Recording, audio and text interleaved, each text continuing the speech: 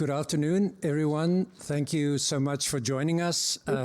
Welcome to the session on the impact of climate change on occupational safety and health. Let me welcome you on behalf of the Vision Zero Fund and the International Labour Organization. My name is Ocker Duper. I'm the Global Program Manager of the Vision Zero Fund. And for those who don't know, maybe allow me just a minute to tell you a little bit about the fund. We're in our 10th year right now.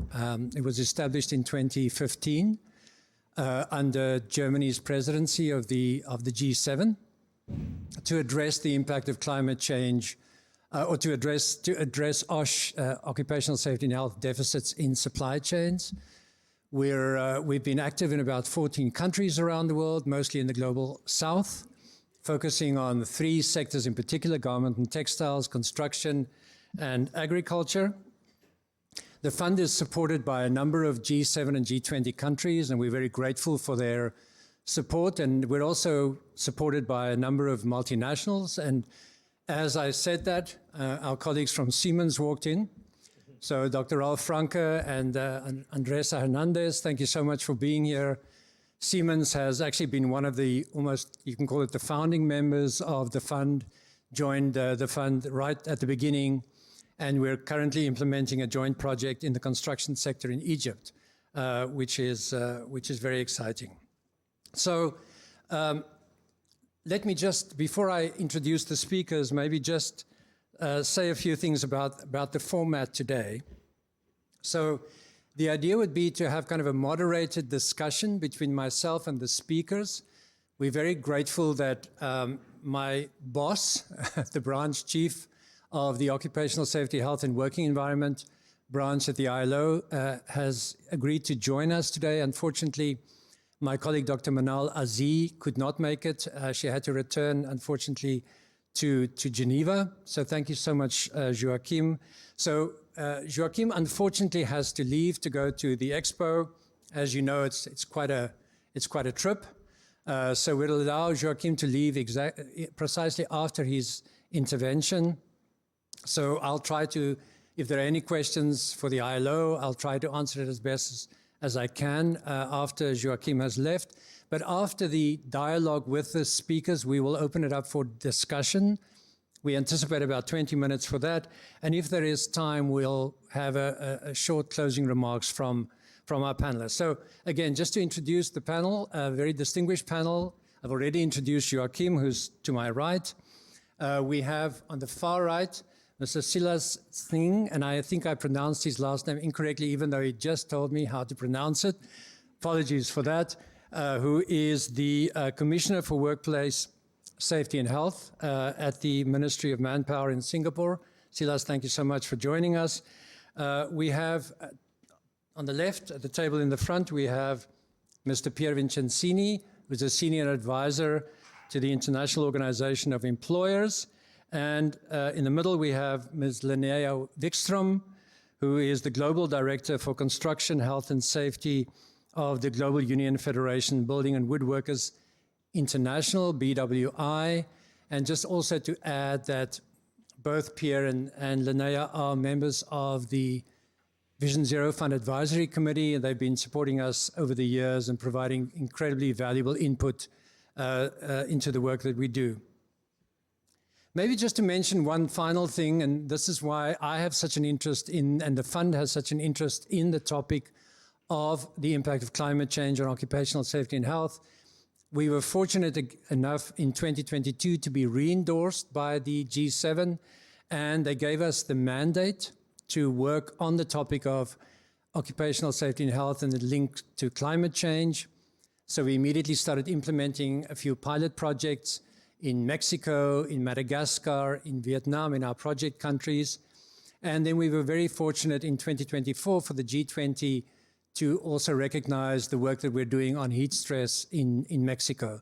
So with that said, I'm going to just show a very short video just to kind of set the scene very quickly. It's a very short one, but I think it gives us a good basis for the discussion that will follow.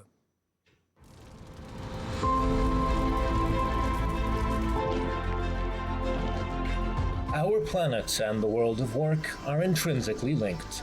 As one changes, so does the other. With climate change and environmental degradation intensifying, so too are the risks to workers' safety and health. Workers face the greatest impacts, as they are often exposed for longer durations and greater intensities than the general population. Climate change-induced extreme weather events such as heat waves, floods, droughts, or wildfires directly threaten workers' livelihoods and expose them to increased risk of injuries and diseases.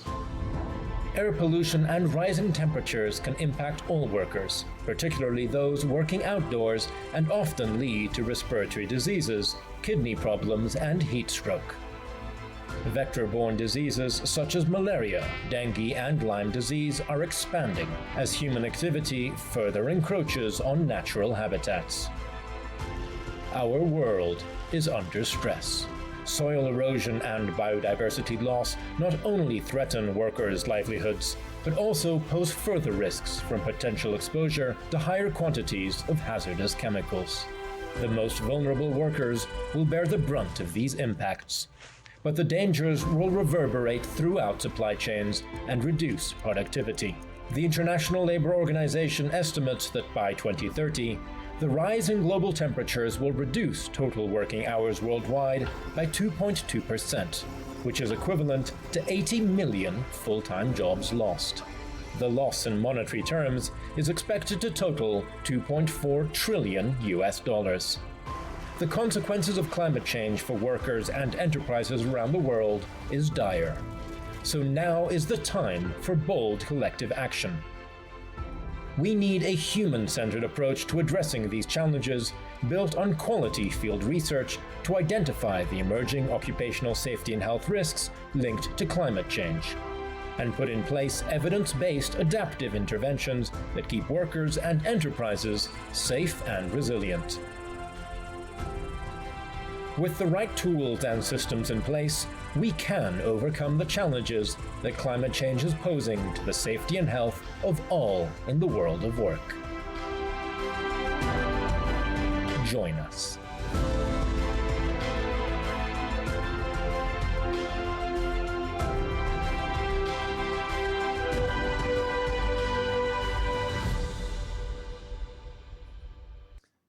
Great, thank you. I think it does set the scene for hopefully a very good and productive discussion. So I'm going to turn to Joachim now, and you may know that the ILO produced two very important reports last year, one on the occasion of World Day for Safety and Health on the impact of climate change on occupational safety and health, and a subsequent report on the issue of heat stress in particular. So Joachim, maybe if I can start by asking you to talk a little bit about both of these reports. What does it kind of tell us about the link between climate change and occupational safety and health? Also maybe the key findings and the lessons learned. So thank you, Joachim. Thank you, Akert, and good afternoon all. So let me stand here so that I can see you and you all can see me as well. And as a matter of fact, climate change has been on the agenda of the ILO as a priority in terms of our decent work agenda, but also more specifically on occupational safety and health. And as a matter of fact, as Akert was saying, last year the theme for the World Day campaign for safety and health at work was exactly climate change, and we addressed some features of climate change that I'll be speaking about in a couple of minutes. And this includes a global report published on the 28th of April 2024.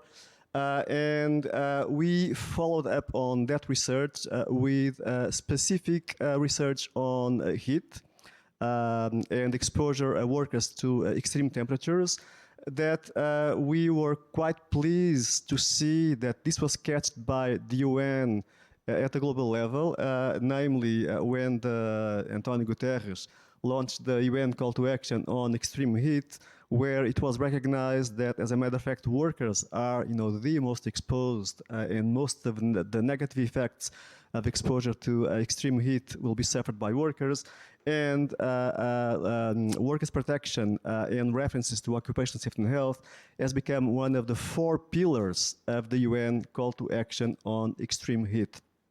And I invite you all to read this call to action if you still didn't have the chance to do so. And I would ask Ocker to show us the next slide. So this is just a very short summary of the results of the research we launched last year. I would say many of what you will see there, many things are already very well known.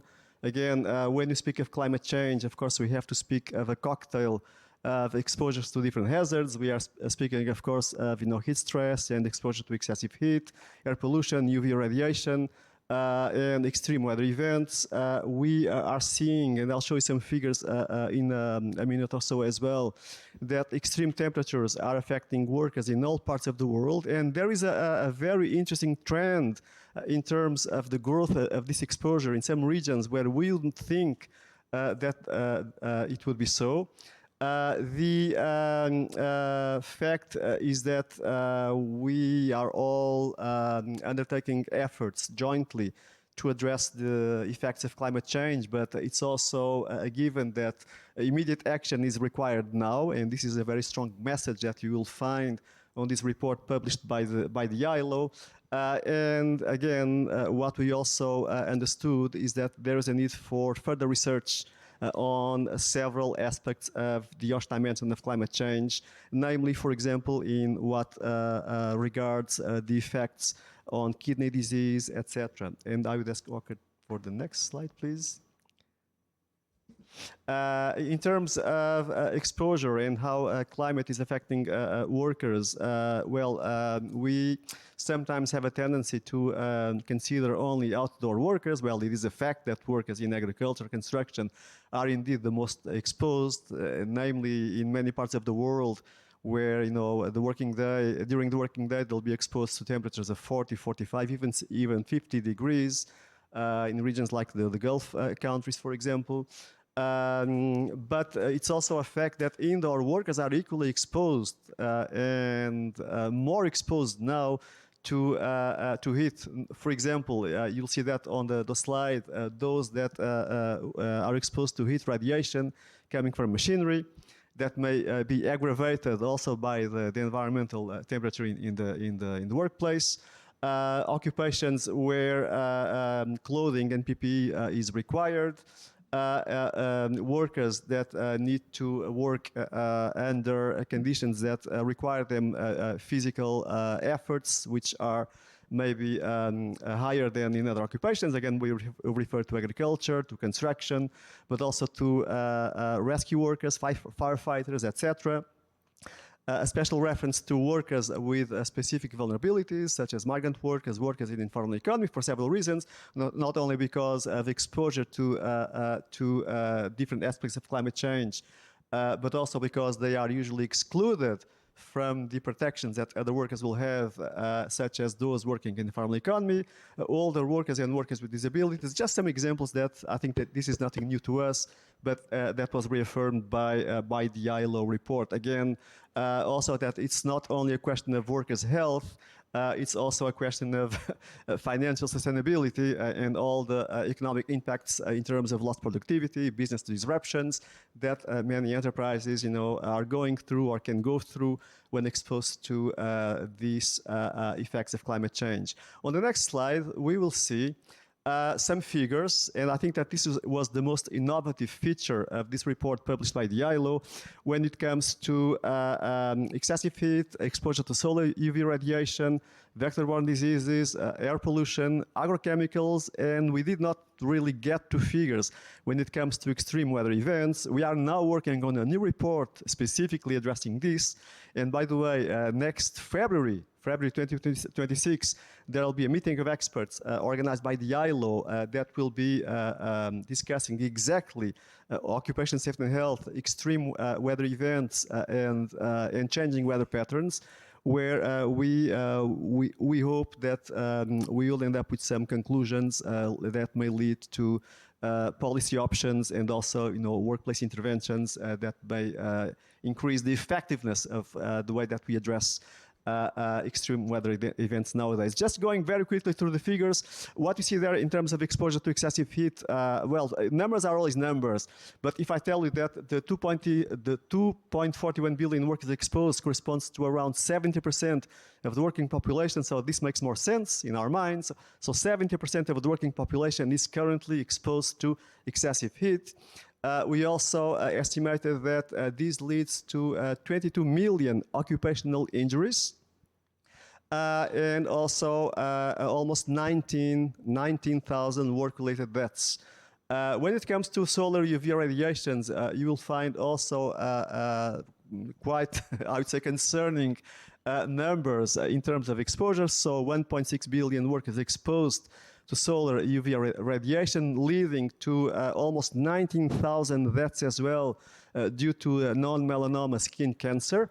And also similarly concerning figures will be found when thinking of vector-borne diseases. We estimated that almost, well, more than 15,000 workers are dying because of exposure to these diseases like malaria, dengue, and so many others. Maybe after I finish. And in terms of air pollution, also exposure of 1.6 billions or 1.6 billion workers at risk of exposure. The figures on agrochemicals are not new. We had them before, but we know that, or we estimate that at least 870 million workers are at risk of exposure to pesticides, hazardous pesticides, and other hazardous agrochemicals. So again, on the bottom part of the slide, again, you will find some references to the possible effects on workers' health of exposure to excessive heat, UV radiation, etc. And on the following slides, we will see exactly how this is affecting different parts of the world. And again, I think that there will be no surprises on what we see there. I mean, we would think that the regions, with the highest workforce exposure to heat, and now we moved only to exposure to extreme temperatures. It's in Africa, followed by the Arab states, then Asia and Pacific. The regions with the highest proportion of occupational injuries, which are attributable to excessive heat, maybe the Americas may come as a first surprise. And then what I would say it's the major surprise that came out of the study that we undertook is exactly that the region where we are seeing most rapidly increasing workforce exposure to excessive heat is Europe and Central Asia. So this is where it is more predominant, this trend that we are observing. On the next slide, you will also see what we have estimated to be the global loss, the global financial loss, or the global financial gain that could be obtained if effective preventive OSH policies and measures would be adopted at the workplace level. So 361 billion US dollars. And just to finish, the numbers, also we have come to the conclusion that 9 out of 10 worker exposures to excessive heat happens outside of heat waves. So I would say in normal working conditions or in normal weather conditions. And also that 8 out of 10 occupational injuries are linked to excessive heat also occur outside of heat waves. So heat waves are not a major disruptor when it comes to the effects on the health of workers in terms of being exposed to heat. Some figures which are still a bit controverted in terms of the number of people that may be living with chronic kidney disease that may be attributable to heat stress, to 26.2 million, but you will find more details on the report and why this may be scientifically controverted, still. But I don't have the time to go into detail now. On the next slide, just also a summary, of the health effects of exposure to excessive heat, from mild effects, heat fatigue, heat rash, etc., to the serious effects that can even lead to death. Also, that of course that the mental health dimension needs to be considered, as of course, and we it is warm here, so you may find yourself a bit more irritable.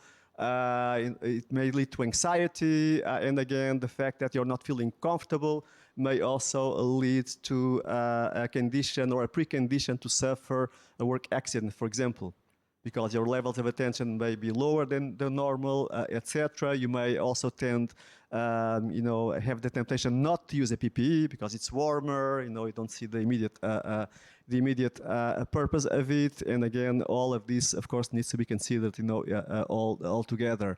On the next slide, you will find also a very short summary of what the ILO has been doing or is doing in terms of addressing climate change. Of course, that we all know that occupational safety and health is now a fundamental principle right at work. We have two conventions that are fundamental conventions, Convention 155 and Convention number 187, which means that all of our members have the moral duty to promote, to respect, and to realize the principles of these conventions. And this, of course, means that when realizing and when promoting these principles, climate needs to be a part and parcel of the considerations of governments, of employers, and of workers' organizations. You will find also some references on specific guidelines that have been adopted, not precisely on occupational safety and health, but that also have OSH considerations. The 2015 guidelines for a just transition towards environmental sustainable economies and societies for all, and also the International Labour Conference General Discussion Committee and report on just transition, which, as a matter of fact, has once again concluded that there is an urgent need for implementing OSH measures in terms of mitigating all the effects suffered by workers and workplaces when it comes to exposure to climate change. Just two additional references. One is that there is an ILO global strategy that goes until 2030, together with the plan of action, where you'll find several references to the need of addressing climate change, and as a matter of fact, some very concrete action being undertaken at country level is being done, namely through the Vision Zero Fund projects, both in terms of research, in terms of legal action in terms of course, reforming and updating legal frameworks, and also specific workplace interventions. On the next slide, you'll find, again, a reference to the many ILO standards, conventions, which are binding treaties, international treaties, recommendations, codes of practice, guidelines that can be applied when we are speaking about climate change. Of course, we cannot go through all of them. I think that you'll be able to receive the PowerPoint later on. And to finish my presentation, we will have just some a reference to some key takeaways, and I'm just going to refer to some of them. Again, I also said that we all know that addressing climate and the OSH dimension of climate is urgent. We also know that, and we know this from the research, that the safety and health of all workers should be protected during all periods of excessive heat, not only during heat waves. Remember, 9 out of 10 workers affected are outside of heat waves. Again, tailored strategies are required for different sectors. Practical and low-cost measures should be made available for small and micro-sized enterprises and the informal economy.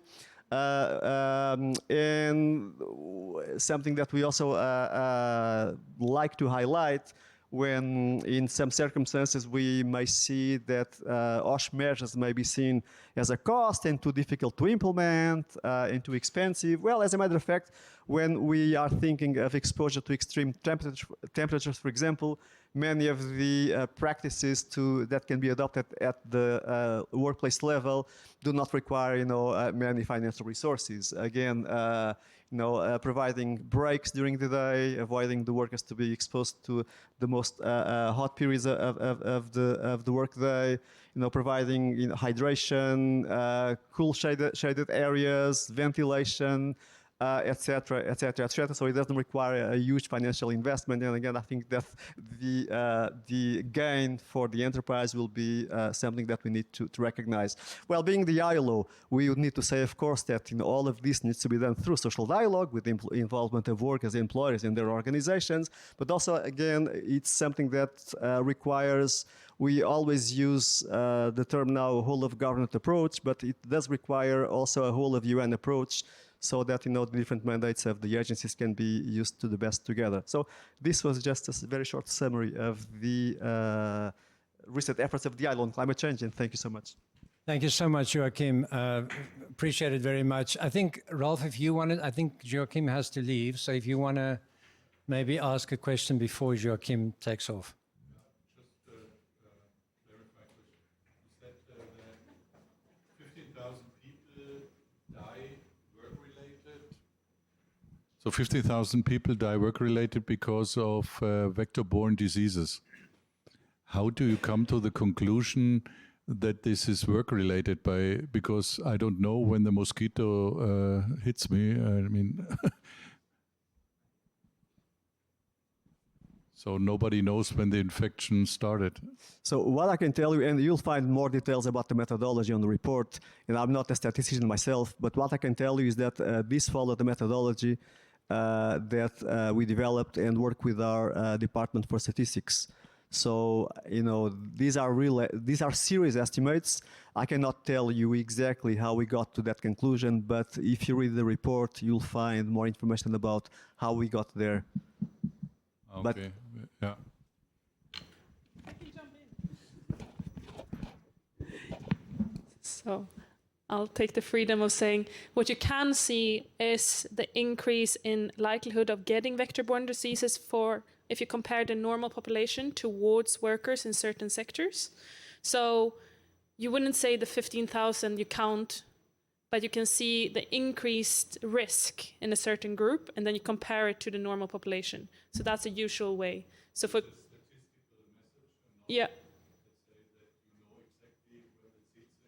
But you can see that it's a heightened risk. For example, a construction site that is in an area with a lot of water, still standing water, you can see that those workers are at a much higher risk than, for example, the normal population. These are estimates. This is not real data coming from admin records. These are estimates only.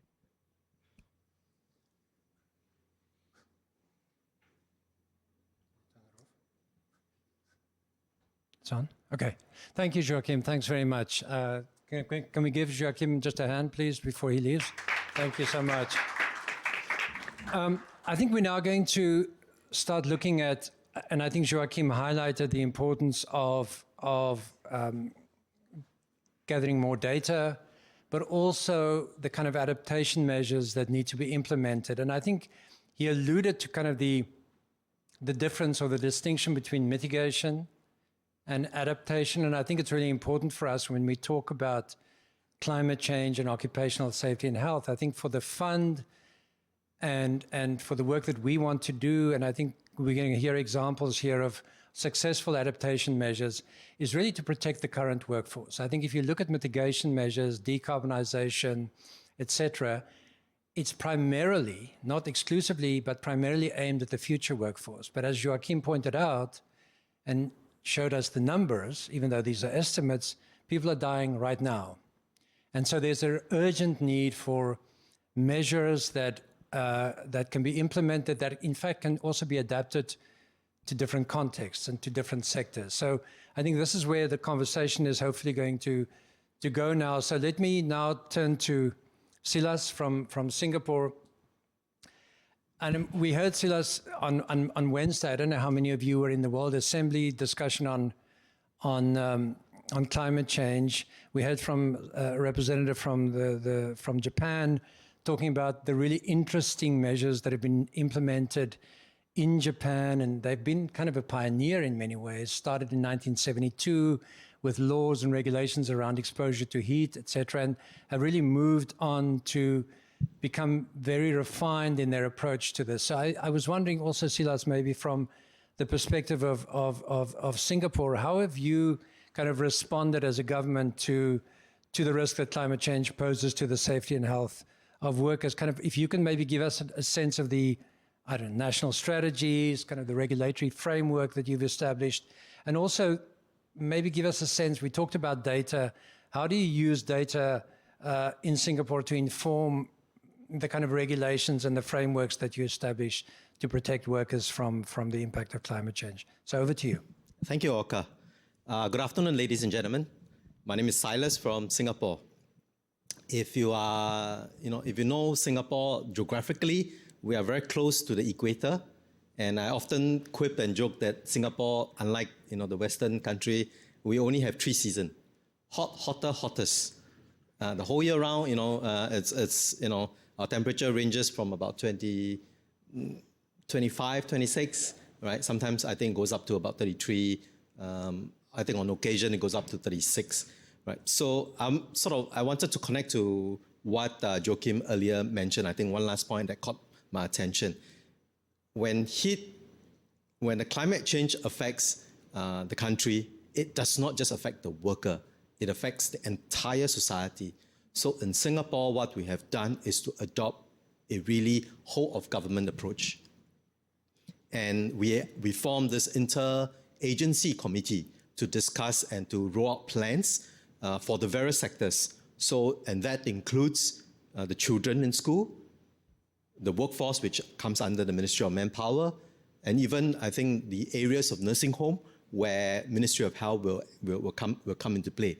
Sports, all dimensions of the society, the respective agencies will develop our response plan to prepare the country overall. I think this is helpful because this will then elevate the entire awareness of the country, and it's not just about employers and workers. So that helps one.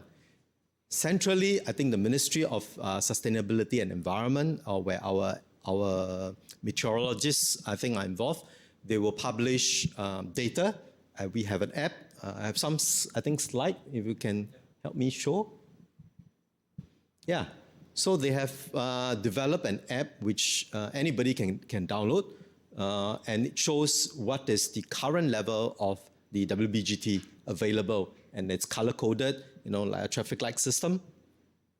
Yellow, green means it's okay, yellow, and then red, right? So insofar as protecting workers are concerned, we have overlay on top of what the national guidelines, I think for everybody, with a very practical set of measures centering on acclimatization, drink, rest, shade. Right? Very simple for employers to remember. I think in particular for acclimatization, this is something that we pay very close attention to because we have a significant proportion of our workforce who are migrant workers. And many of them will every now and then return back to their home country for their holidays, see their family. And when they go back home, it could be winter for them or spring or winter or spring, which the climate is very, the weather is very cool, right? But when they return back to Singapore, say in April, the temperature jump is quite drastic. And we had many years ago, unfortunate incident where I think the migrant worker succumbed, I think, to heat injury, I think because of the lack of acclimatization. And this is why we pay special attention to acclimatization over and above, I think, the drink, rest, and shade measures. And specifically, I think we also require employers to implement the work-rest cycle. When the temperature, I think as you can see, Oka, can I ask you, next slide? Sure. Yeah, so when the temperature, WBGT, goes beyond a certain 31 or 32 or even 33, then we expect the employers to start giving the workers rest. It's about 10 minutes for every hour if it's in the 32 region. One of the things I think for them to rest, it has to be under shade and not just really directly under the sun. So one thing I'm very comforted to see now that many of the employers out there have begun to sort of purchase simple shelters and we see all these little shelters, they are bigger than umbrella, but little tents popping out over the island that provide shades for the workers, and that's very helpful for them, especially the outdoor workers. Right? So I thought I'll just end there first to share our comments, I think, for with respect to what we have done for the heat stress. Thank you, Oka. Thank you so much. I think you've made some really interesting points. I was actually going to just at least raise the issue of how countries like Japan and Singapore have adopted a very interesting approach. My sense from your answer now is that some of these measures are effective. Of course, they're effective, but they're also cost effective in the sense that it can easily be adapted to the countries, for instance, that the Vision Zero Fund works in, which is countries from the global south, countries that are least developed, low income. So the question really is, and maybe for the audience to think about, and maybe for you at some point to provide some input on, is how adaptable are the solutions that you've implemented in Singapore to countries that are, from the global south that are maybe less resource rich, and whether that's actually can be easily adapted to different contexts. But maybe just to come to a very quick second question, if I may. Joachim talked about vulnerable workers and vulnerable sectors. And I'm thinking here also in particular about construction workers, outdoor workers. So maybe if you could maybe talk a little bit about how your government has approached the protection of these vulnerable groups of workers in Singapore. I think it would be quite helpful. Yeah, thanks, Oka. Well, I think for the construction workers, they are besides construction workers, we also have workers in the marine sector. These are truly the vulnerable workers. And I think the measures that are articulated earlier on, specifically, I think the work rest cycle is important for them. So having a set of guidelines and some of them are requirements is useful, is necessary, but insufficient. And I think this is then where we supplement it with our enforcement check, when we go around to the various workplaces to conduct inspection, to verify that indeed when the temperature is high, the companies have actually implemented some measures. I think we are heartened that I think in many of the companies that we've visited, many of them have adapted, I think, solutions to cater to their needs. I think one of the things that we have seen, I think earlier on with some collaboration with the academia, was to develop a ice slurry solutions, which the researchers have found that it's able to help cool the core temperature better than drinking water or cold water. So those, I think, are some of the initiatives that we have sort of rolled out to help companies in the industry to cope with, I think, this heat stress situation. Right. There is also another element, I think, with respect to the platform workers, the gig workers. That is a lot more trickier because it does not have the traditional employer-employee relationship. And the gig workers, the platform workers, they have that discretion when to work and when not to work. But I think underpinning it is because they are paid by how much they do, how much deliveries, how much work they do. So there is often that pressure to do more and push themselves to the limit. So nevertheless, I think that is still an area that we are working on. There are some unions that represents these platform workers, and we are working with them to see how we can reach out, I think, to these workers to basically advocate some level of personal responsibility, self-care, while at the same time, I think we're also engaging the platform operators to maybe perhaps send reminders when the weather is hot, not to rush and to take rest. I think small little measures like this helps. I think every bit counts. Right, thanks. Maybe just a quick follow-up in terms of working hours. I mean, has Singapore adopted an approach where certain times of the year, if the WGBT reaches a certain level, that work has to stop? Or adjusted working hours, like in Qatar, as you may know, they've adopted regulations that between certain months of the year, whether it's effective or not is another question, but whether that's in fact, that work The has short to answer stop. is no, because our temperature range is quite consistent. Maybe several months of the year you will get above 33, 34, but by and large, I think it's always around that region. But that's something that we have not ruled out, and we're studying quite carefully because the trickle-on effects of such shift is not trivial. In the sense that if we allow, for example, if we allow construction work to proceed in the night, Singapore is very small. The construction site will be next to residential estate. If construction is allowed to happen at night, the residents won't be able to rest, and then that has a lot of trickle-down effect. Right? So that's something that we do not take lightly, but we are still studying it. And then maybe just before we move on to Pierre, just one final question. So what role does your government and your ministry see for climate adaptation and resilience planning in OSH regulation itself? And how is that kind of integrated into the regulations that you've issued in the area of climate change? Thanks. Like I mentioned, ultimately, I think we need very strong coordination between the government agencies. It is not just the Ministry of Manpower, the labour side, the labour inspectors, but from the Environment Ministry, even from the water resource, I think, agencies. Everybody has to play a part in this to disseminate weather forecasts. And in fact, today there is an existing arrangement where once the Environment Ministry forecasts a impending heat wave, all the agencies will be alerted, and then we will start to take out our plans and activate them, I think, in preparation for that heat wave. So that's something that we have done. The second portion, I think, is really about, even as we have all this plan, about engaging our social partners. In the case, I think employers, the industry, the unions, I think, to come on board to be more aware of the risks and then to take collective responsibility.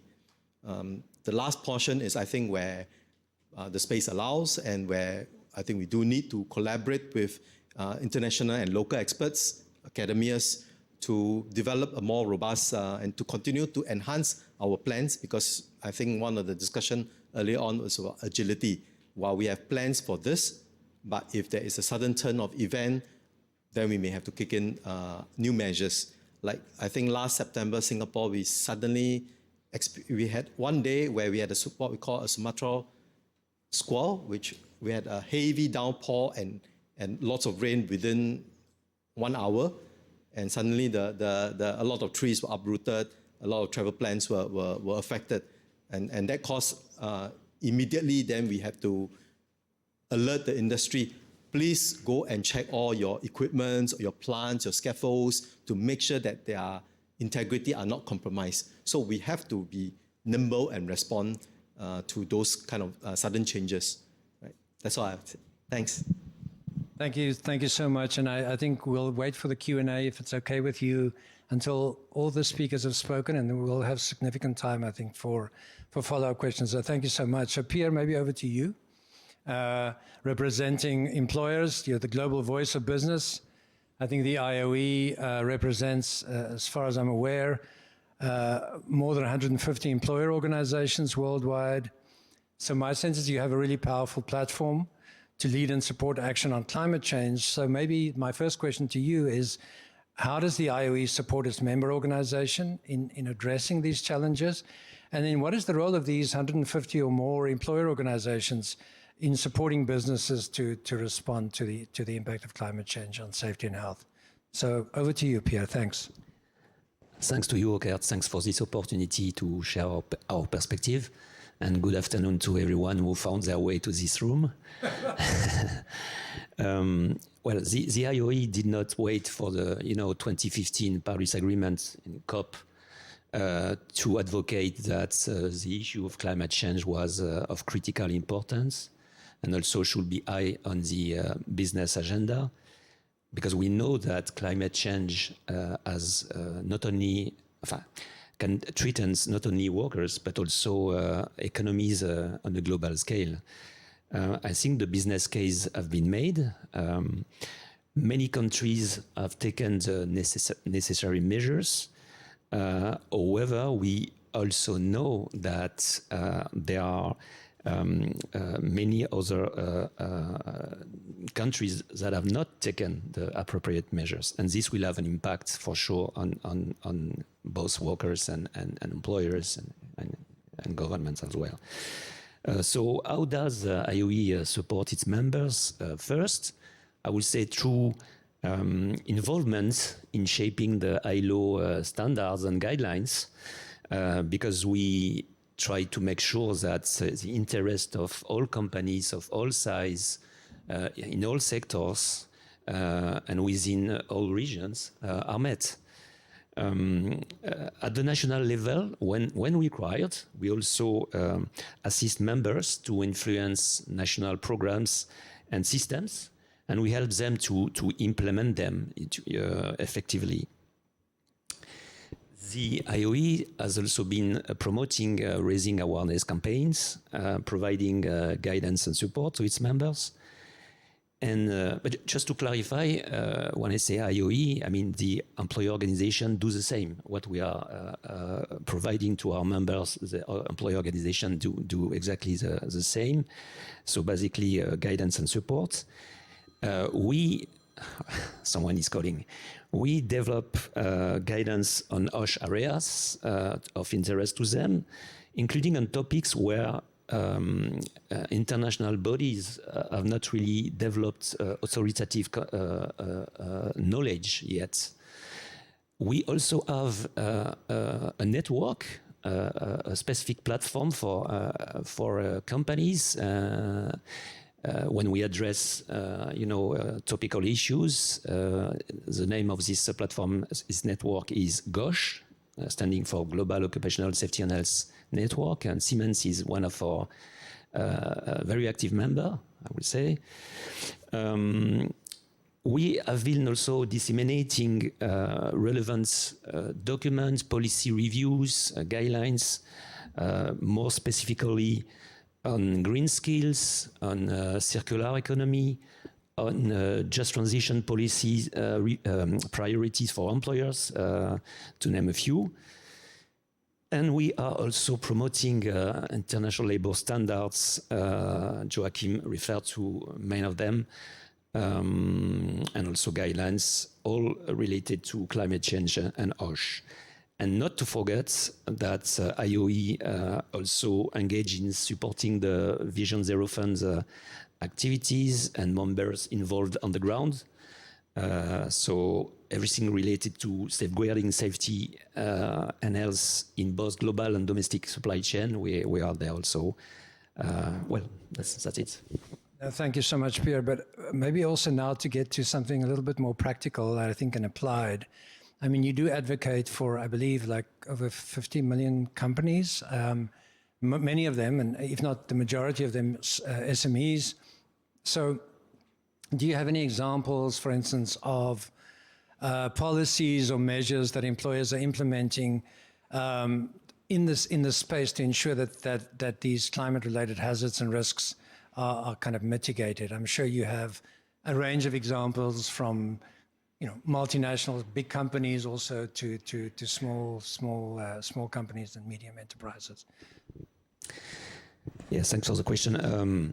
Well, let me say first that climate-related hazard and the risks it poses to the workers need to be taken seriously, but companies are not immune to the problem.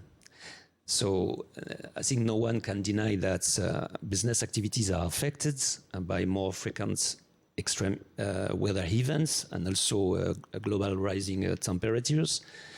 And these changes increase uncertainty create risk for people and economies, and all of this involve costs. So in that context, enterprises are taking steps to ensure that OSH policies and practice at the workplace level provide a safe and healthy working environment. And many actually are promoting the principle attached to the new fundamental conventions. Even though the standards I'm referring to do not lie with company, but with member states. So companies are taking prevention and mitigation measures with a view to continuous development, starting with awareness raising campaigns, training programs. I think there is no need to recreate the wheel. Existing tools like risk assessments and hierarchy of controls are effective. And when it comes to heat stress, there are, as Joachim said, practical and low-cost measures that can be implemented by companies. But we still hear from members and from companies that what they need is focused guidance and evidence-based measures. So I think you mentioned that occurred in your introduction. There is a new regulation in Japan on heat stroke. And under this regulation, and I'm coming to the example, if a worker is suspected of suffering from heat stroke in the workplace, employers are required to establish an emergency contact point in advance and concrete response to be followed. So our member in Japan, the IOE member, Kein Daren, recently held a big event to explain the new regulation to its member and a wide range of private sector enterprises, including MSMEs, because it's important to include them as they are the most suffering. They provide briefing and presentation of best practices mainly from advanced companies such as Toyota Motor Corporation. And this is one example of initiatives that employers' organizations are taking to ensure that those climate-related hazards are properly addressed. In fact, they ensured not only smooth and timely compliance, but also they strengthened the response of businesses. So you see, employers do not overlook the operational risks posed by extreme weather or heat stress, but I think it's also important to encourage them and to provide technical assistance and capacity building to improve prevention in all aspects that have an impact on the workplace. No, thank you so much. I know we have representatives here from big companies, from L'Oreal, from Siemens. I think at some point, maybe in the discussion, it would be also good to hear, Malcolm, from you a little bit about how L'Oreal is approaching this, and also Ralph and Andresa, maybe from the perspective of Siemens.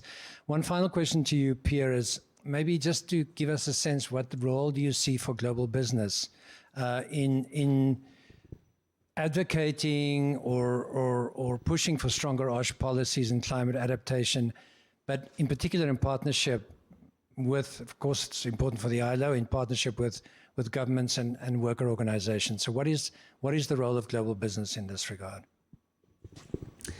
Global business is certainly part of the solution.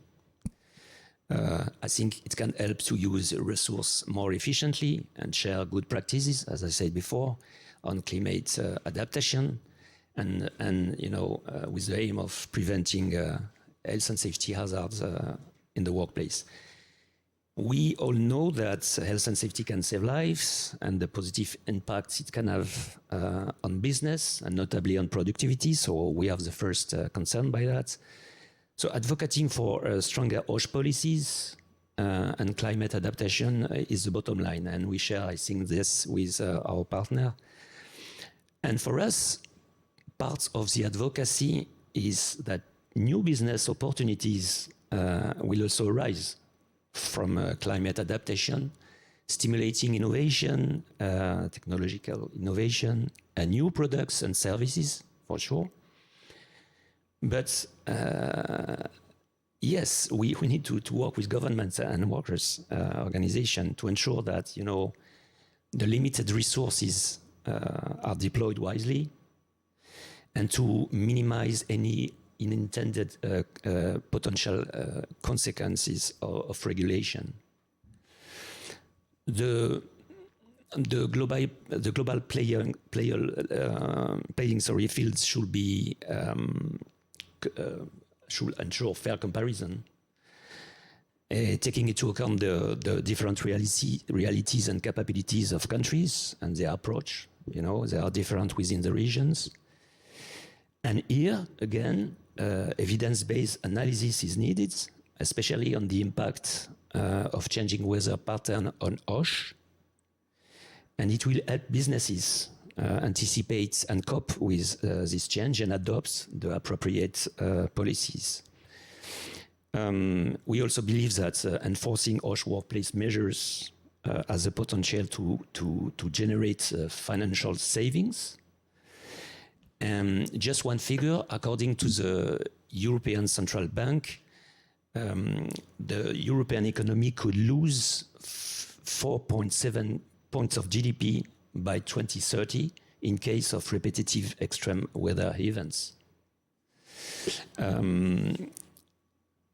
So some regions have already been working under extreme weather conditions for a long time or for all the time. So we should benefit from those who have more experience in dealing with climate change effects. And adapting the climate means also making the investments that are essential to ensure climate resilience, well-being, and future prosperity. We also need to identify adequate prevention and protection measures to improve health and safety related to climate adaptation. And I think some issue may necessitate specific social dialogue and particular attention. And we believe that, for example, everything linked to transition challenges like jobs creation and job loss, and the figures were impressive, retraining, upskilling, reskilling to adapt to these changes is really of critical importance. So overall, we must continue to build a stronger and collaborative safety and health culture at all levels with our partner. Thank you so much, Pierre. We'll come back to you hopefully in the Q&A. Let me turn finally, before we open it up for discussion, to you, Linnea.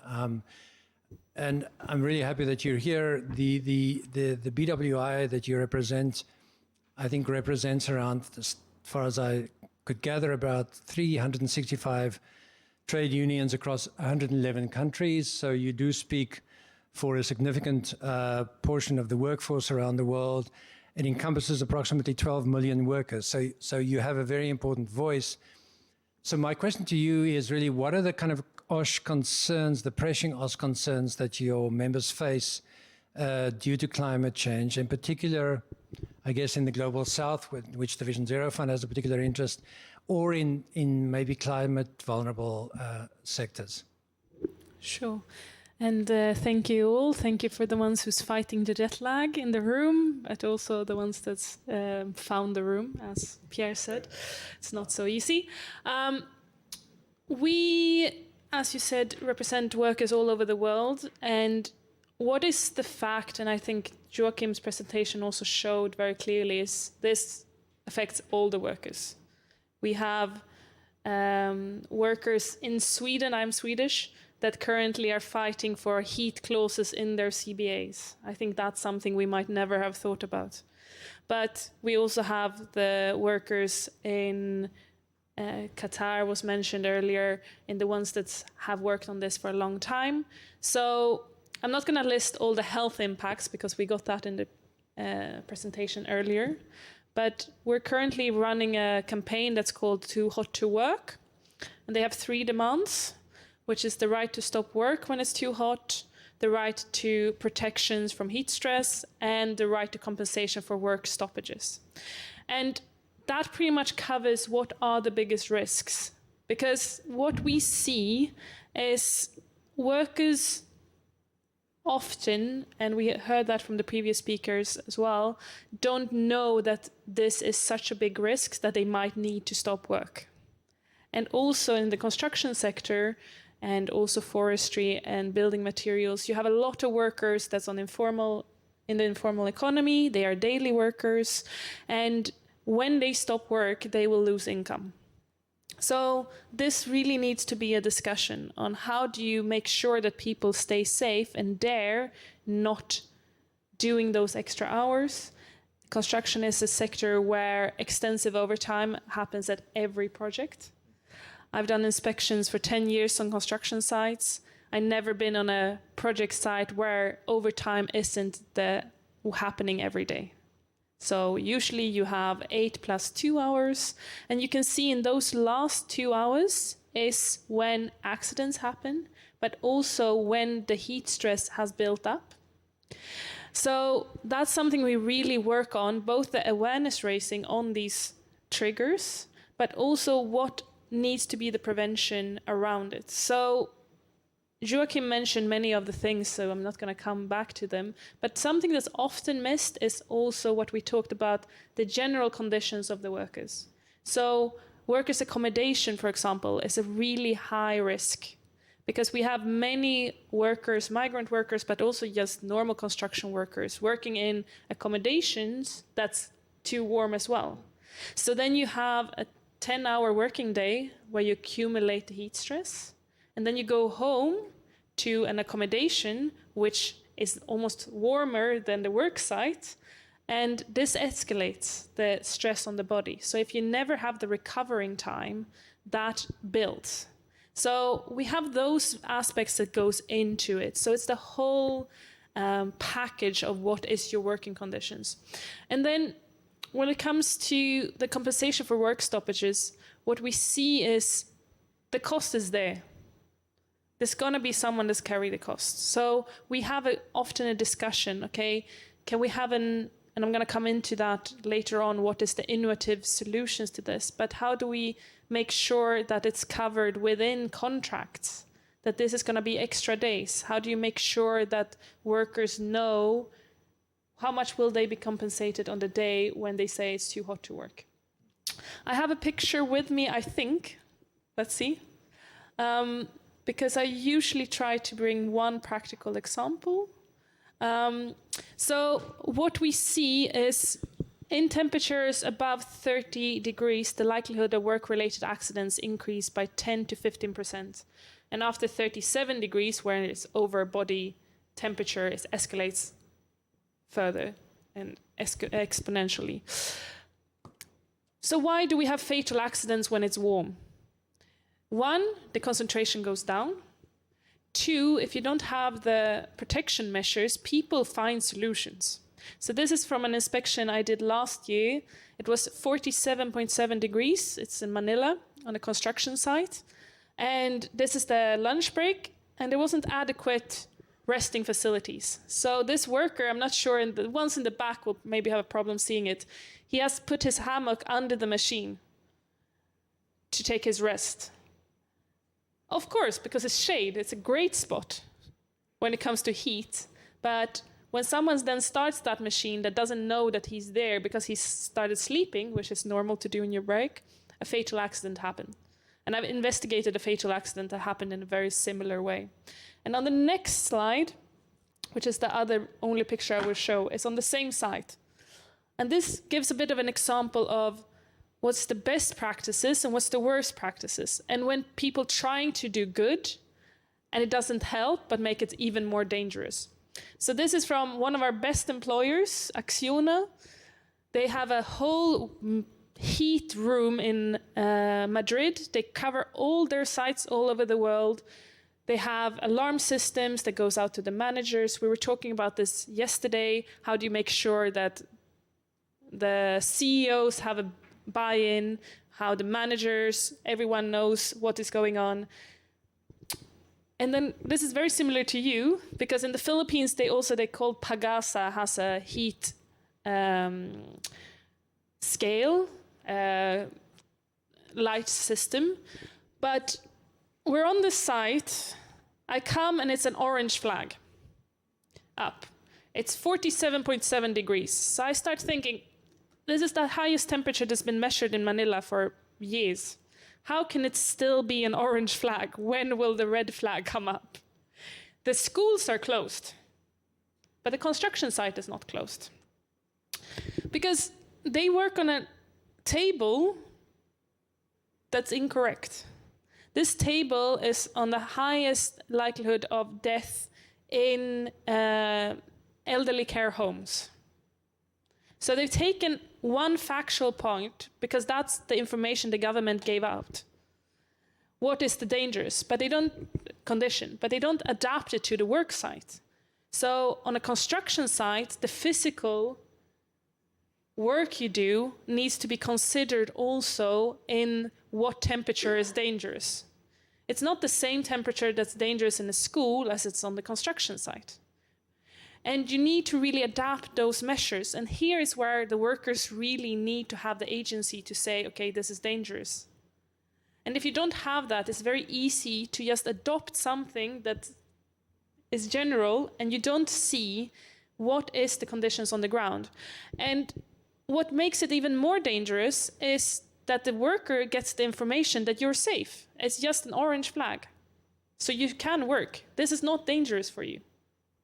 So if they had no flag up, they would have considered and thought about themselves, how do I feel today? Okay, I will follow this other protocol. But because it's an orange protocol, they continue working because they have the information that this is safe. The only remarks is keep hydrated at all times, drink plenty of water. Is that going to be sufficient? No. I'm quite sure that the people at this site will have long-term dangers. And that's the last point I will do on this, is another issue we have in construction, but also other sectors like agriculture, where there's informal labor, where people change employer a lot. In construction, you have one construction site, you might work for the same employer for a month. If you have a really long-term employment, maybe 5 years is the maximum a project runs. So when you have latency periods for injuries, such as kidney diseases or that comes maybe 10 years afterwards, how do you say that this was acquired on this employer's site? Because I worked for 10 employers, who should compensate me? So this is a really big problem in the sector and something that really needs to be solved through social security schemes, but also other insurance schemes. And how do we make sure that the solutions actually reflects the sectors and the working conditions we have? And on a site, you have so many subcontractors, you have who is going to be responsible for it? How do we make sure a primary contractor, the client, who holds the costs, because they're going to be there, and we really need to start considering it in a holistic way. That's great. Thank you so much. Maybe you already alluded to it. Maybe we could go to the point of the innovative practices you talked about. I think it might be good for, so give us maybe a sense, and I see Svetlana is in the audience. Maybe Svetlana, you could also, when we come to the discussion, come into the discussion to share the IUF, or IUF perspective, sorry. But what are the kind of innovative practices that are union-led? I was quite interested in the CBA example, because I think using collective bargaining agreements to address the issues is, in my view, quite innovative. And maybe you could also just give us an example of successful initiatives like that. Sure. I will take both union-led ones and then some that we're really pushing for when it comes to clients. So in CBAs, so collective bargaining agreements, we're so used to everyone using these abbreviations, but in collective bargaining agreements in Europe, we have in Austria, Germany, and Italy, agreements that covers that the workers will receive 60 to 80% of their salaries on work stoppages when it's in extreme heat. You have the Swedish example, which is just also taking in this specific conditions, is for tower crane operators. It's now in the CBA that there needs to be air conditioning in the tower cranes. And I come from a small village in Sweden, and my best friend from childhood, he's a tower crane operator, and it's the first time he understood what I work with, because he came and he's like, we have this new thing. There's AC in my, and it's really, really good. And I was like, yeah, that's me. No. But this really makes a big difference, and you can see the workers really ask for it and push for it. What we also have that's maybe the most innovative is SIVA, is the Self-Employed Women's Association in India. They have their own insurance scheme. So this is women workers that works usually on a daily basis, and they pay for an insurance that covers their salaries on days that's on a certain, it's different from different states when it's seen as extreme heat. But in the heat wave last year, the payouts for 1 month was to 46,000 women who lost income. So there is these innovative solutions that's really workers-led. But then you also have legal requirements that's been pushed by unions for work stoppages at certain temperatures. And then I think what is really an interesting one, and I think this is something that me and Pierre needs to discuss and push for together, because it really protects the employers as well, is in South Korea in the construction contracts, there's a heat delay clause. Because what we can see is many contractors gets punished if they deliver a project out of time, late. So you get extra punishments, or you don't get your payment, the final payment, because it's a delay. So they have mandatory, if they can prove that work stoppages have happened because of extreme heat, that's included as a force majeure. And I think this is many what contractors will, because a contractor won't stop if they're then going to be punished on the delivery of the project, if they're not going to be paid. So we look at lots of these public procurement requirements, making sure that we had the French example in the panel yesterday about making sure that OSH is considered, but also making sure that budget allocations are made for preventive measures. So everything from putting up the tents, even though it's low cost, it's not going to happen if it's not allocated budget for it, but also budgets for accommodation, that is sufficient. It's often the first things that's being cut when you have a competitive bidding. So to make sure that those things can't be cut when you have the procurement. And then I think the last one, which we always need to discuss, is the role of the OSH committees. That OSH committees, which now should be on every construction site, on every work site. We, as a trade union, we can't force that every site has a union. I wish we could, but we can't come to every employer and say you have to have a union, because it's freedom of association. I have accepted that. But we can push and say that you need to have a workers' representation on an OSH committee, because that's now a fundamental right. And that makes a big, big difference. And that's where these solutions, the innovative solutions that's actually here from the ground, because that's something we really need to consider, is it's great to have a CEO that believes in health and safety, but he's never going to be on the work site every day. So a worker is going to be able to say, this water station is placed in a place that we're not going to go to. It can be such a small measure that we need to hear from the ground to be able to do effective prevention of these issues. Yeah.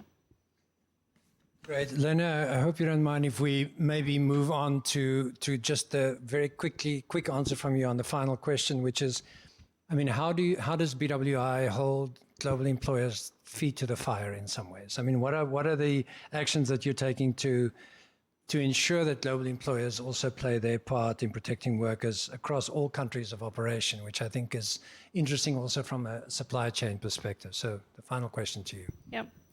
I think I bit answered it in the beginning because I wanted to prevent what's just happening, is to say the 3 demands we have. We're really pushing for these in all kinds of regulations, in enforcement measures, making sure that we do these inspections, we make sure that they are following. We're going to have a panel tomorrow about financing, using the multilateral development ban safeguards to ensure that there is these requirements on every level. But also making sure that we're talking about just transition. So we had another question, so I'm answering that a bit, because I think those two goes together. Because what we're seeing in construction right now is everyone needs to reconstruct. We need to build green infrastructure. We need to do renovations. And all of this will happen with workers in these conditions. We heard the number earlier on 80 million working hours are expected to be lost over all sectors, but 15.2 million of these will be in the construction sector. At the same time, we need more construction work than ever. So how do we make sure that we have a conversation about making the sector attractive?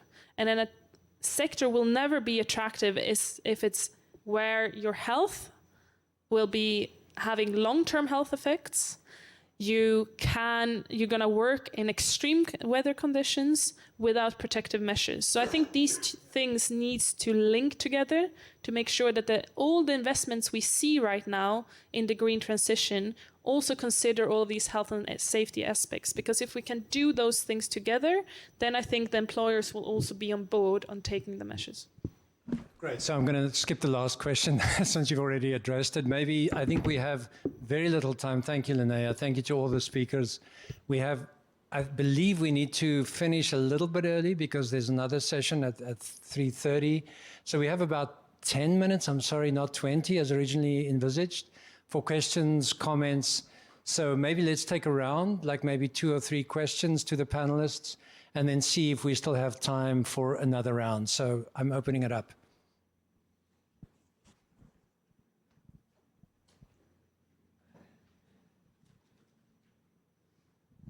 Hi, my name is Carlson. I'm from Singapore.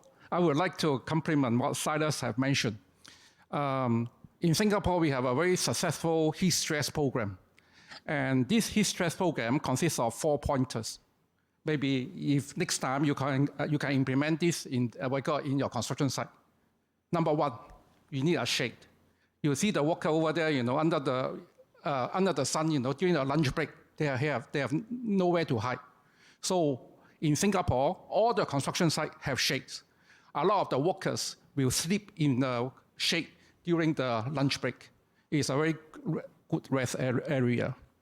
Second is that all these workers will get dehydrated because of hot weather. So what happened? In this shade area, we must provide water.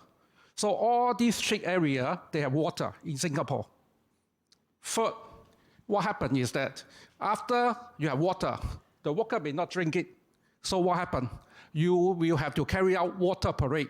In Singapore, most of the construction sites, they carry out water parade. So all the workers will be required to drink water at 1 o'clock. And if in hot weather, it can be 3 o'clock.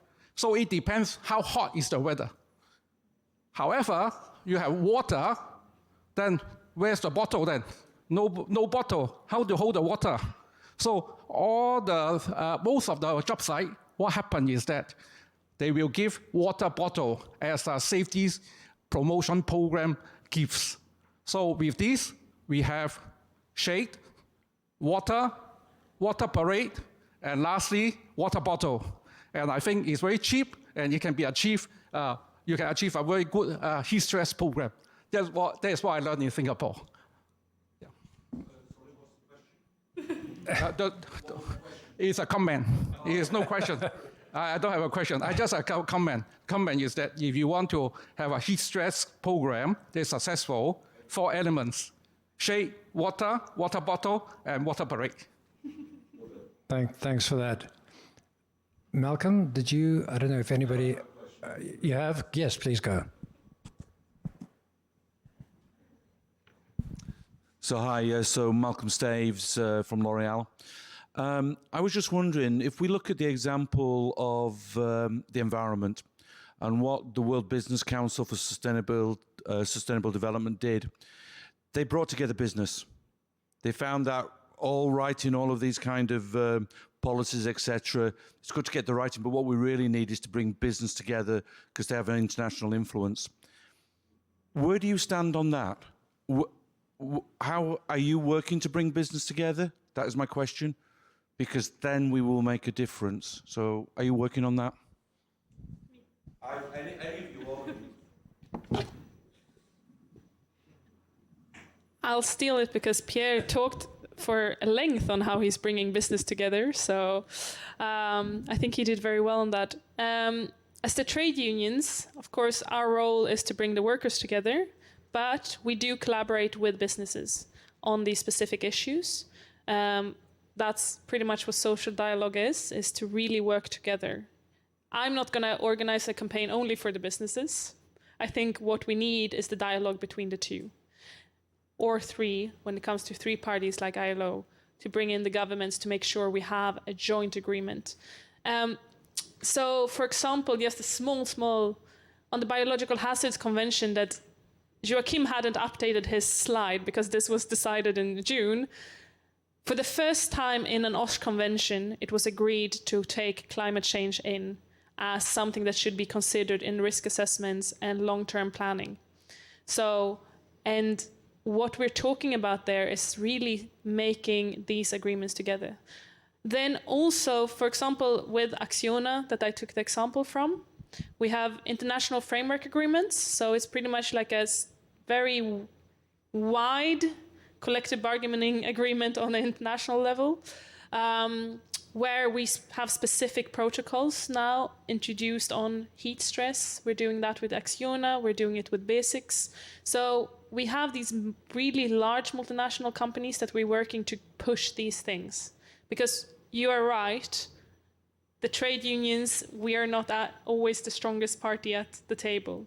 So when we can come with a message together that, for example, when it comes to procurers, if we all can agree that it's good for the businesses to level the playing field.